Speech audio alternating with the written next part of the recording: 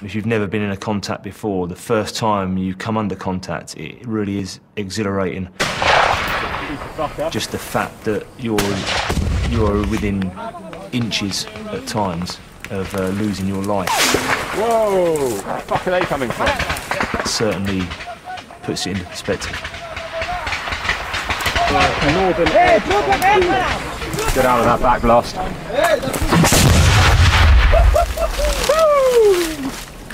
Right, we've got enemy in the hedge line 100 metres forward there. They're trying to push to the north. You don't see the Taliban. They're very clever.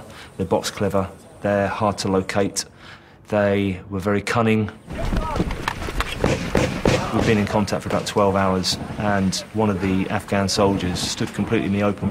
A round struck the base of his magazine. Just missing him and missing the rest of the guys in the area. And he just looked at us and laughed.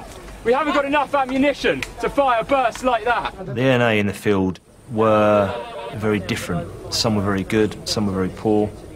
Some were regular drug users, some weren't. Jeff Battery. So Davis.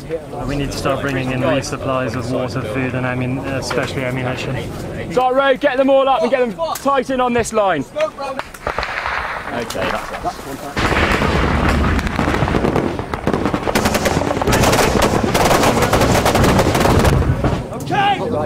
Big shake! Taking small arms fire and RPG about 200 metres to our front. We're a bit pinned down at the moment. We're going to try and move out now. We kept progressing, trying to clear compounds. We had to bring in mortars, we had to bring in artillery, and we brought in attack helicopters. We brought in fast air as well. Charlie 1, 30 seconds to airstrike. Not fucking talking now, is he? It's the busiest day I've had, probably the biggest day I've had in my career since I've been in it, in terms of contacts. They don't know how many they've killed, but joke that the insurgents almost seem to embrace death. They're the kind of people that believe when they die they're going to wake up with 27 virgins, and, you know, so how can you fight against someone like that who doesn't give a shit? It's like as soon as I die I'll be going back to Tottenham, I'd fucking run at the bullets. Casualties becomes part and parcel of the operation. The memories never go away, and the hardest thing about it, I think, is seeing subsequent troops suffering the same casualties and the same statistics and loss of limbs and deaths. Yeah, they was on a patrol and he was shot through the neck. I was looking forward to coming back, but I didn't want to come back to my friend's funeral. Guardsman Darrell Hickey was killed at the age of 27. Britain's death toll now reached 73. I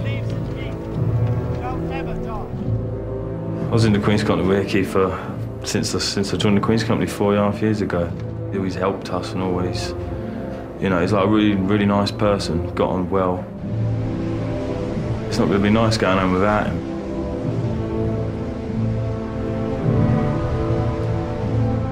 Throughout 2007, attempts were made to get back on the front foot, to take the war to the enemy. But doing that spread pain to more and more people.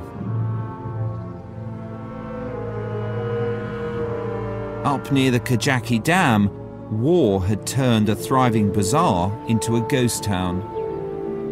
The people went, and they've still not come back, which is very hard to reconcile with the aim of waging a campaign to benefit people here.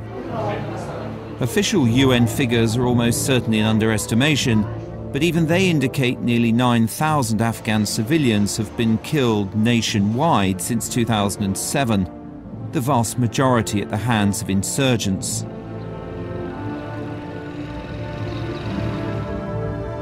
But British forces have been responsible for some. In May 2008, British mortars fired smoke to protect a patrol that was about to be ambushed in the Kajaki Hills.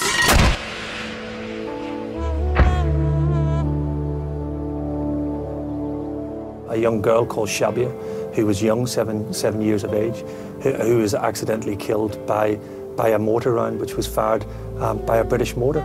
It was absolutely tragic. It was not fired haphazardly, it was fired in defence of other British soldiers.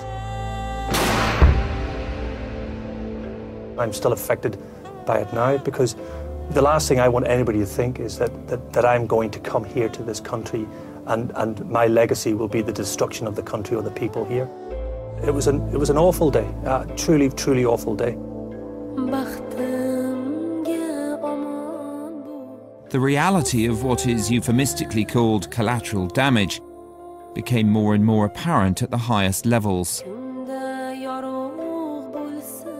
In autumn 2007, Brigadier Andrew Mackay, the new British commander, arrived. He was highly dubious of his predecessor's focus on bombs, bullets and bodies. Killing the enemy in large numbers, as satisfying as it might be, is not necessarily going to allow you to win through and succeed. Any focus on body count is a sort of corrupt measure of effectiveness. But what it really meant was putting the prime emphasis on winning people over and really subordinating everything you did to the aim of securing and influencing the population. And meeting Brigadier Mackay here in this garden in early 2008, he was quite evangelical about it. We were pretty clear from the outset that the population was going to be the prize and that everything that we did was going to be in support of that population. First impressions were that we as an army hadn't evolved its thinking either intellectually or conceptually. So he approached General Petraeus, author of a new US counterinsurgency manual, an approach credited with pulling Iraq back from the brink. It was coherent, it was up to date, it was full of ideas. I just thought it was a very, very good document for its time. And so we used that as the basis of our counterinsurgency doctrine.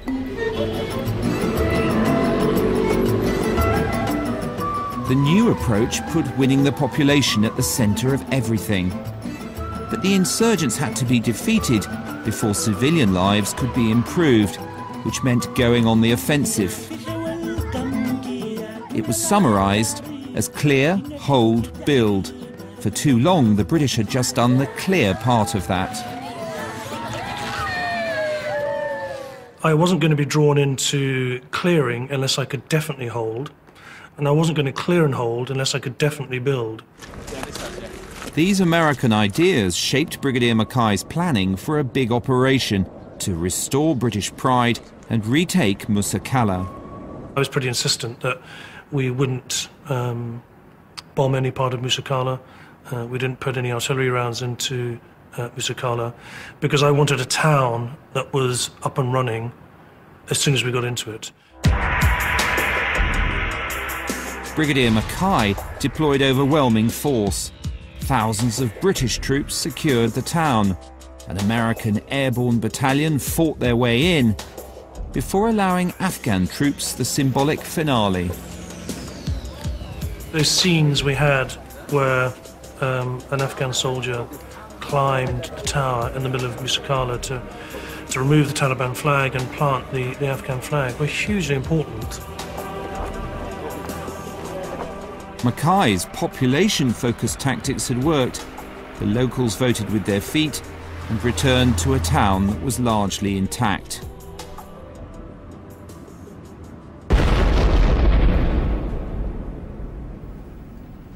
But insurgent tactics evolved as well as the British ones. Their weapon of choice was the deadly IED, or improvised explosive device, a homemade bomb often packed with shrapnel. They were a constant hazard to every patrol, where any suspicious hole or rock in the road might hide explosives, forcing a dangerous process of investigation and disposal.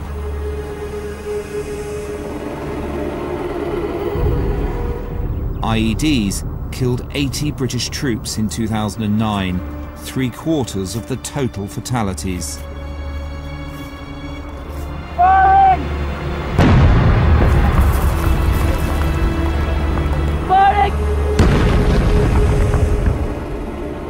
Sangin was IED central, accounting for half the incidents in Helmand.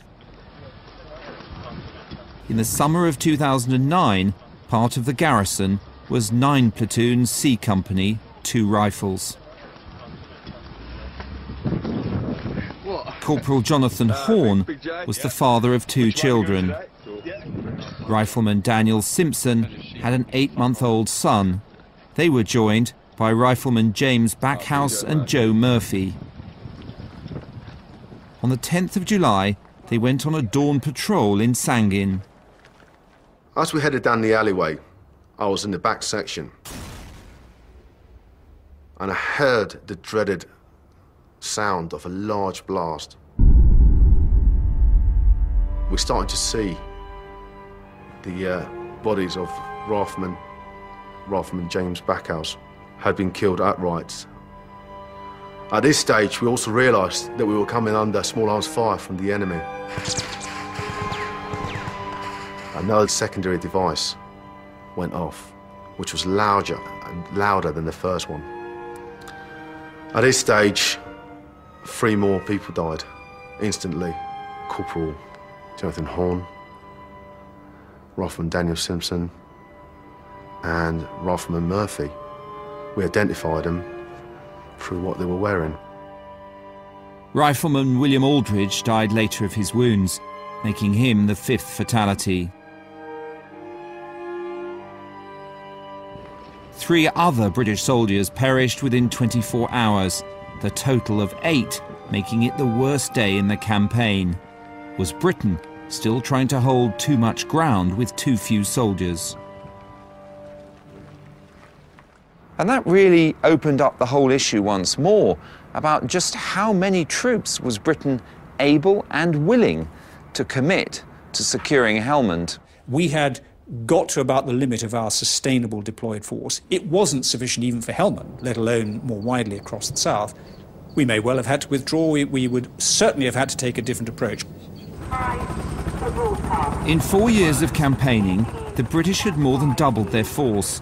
It was approaching 10,000 and spent billions. But the governor of Helmand since 2008 feels positive results had been distinctly limited.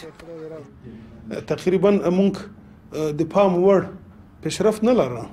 په هغه وخت کې د هلمند ولایت له 14 ولسوالیو څخه یوازې 6 ولسوالۍ د هلمند د ادارې یا د افغانستان د اسلامي جمهوریت تر حاکمیت لاندې وي. هغه هم زیاتره د ولسوالیو مراکز د یو نظامي پوستې په حیث موجود وو. General Petraeus was the author of the counterinsurgency strategy and had switched his attentions to Afghanistan. Let's make no mistake about it. The Taliban had the momentum, broadly speaking, in Afghanistan until probably sometime last fall. The British force in Helmand was under-resourced, make no mistake. But I will leave that to British leadership, both military and civilian, to decide how much it was under-resourced. American generals decided a major reinforcement was needed in Helmand, putting the Brits in the back seat. Some had been saying it for years. It actually began with me. I began to express to the leadership of the United States of America that this was an under-resourced force.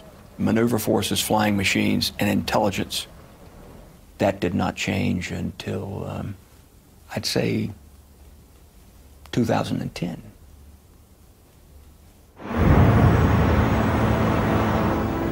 The American decision to surge was part of a broader strategy. They wanted to turn back the insurgency, stand up a larger Afghan army, and then leave. In order to do that, they were sending in many more troops, 20,000 in Helmand alone. It would lead to a radical reorganization on the ground.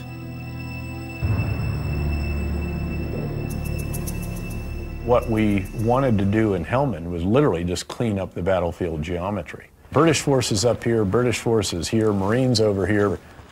I didn't get a sense of coherence. We're going to clean it up in what I think is a much more coherent and sensible